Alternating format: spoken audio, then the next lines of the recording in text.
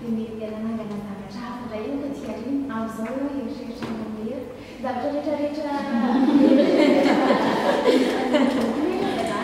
efa planifienao eto dia tsy maintsy vita toy dia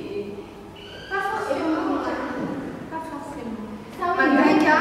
raha mampavadivady atratelosa hoe hitanareo zasany a tamin'za 20 ans a dia nieritreritra hoe 25 ans a nangana société ngeza be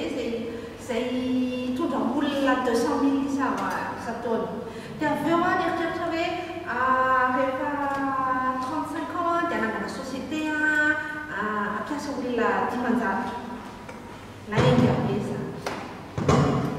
au fur et à mesure que tu avances ton capacité à agir, ton confiance en soi agir,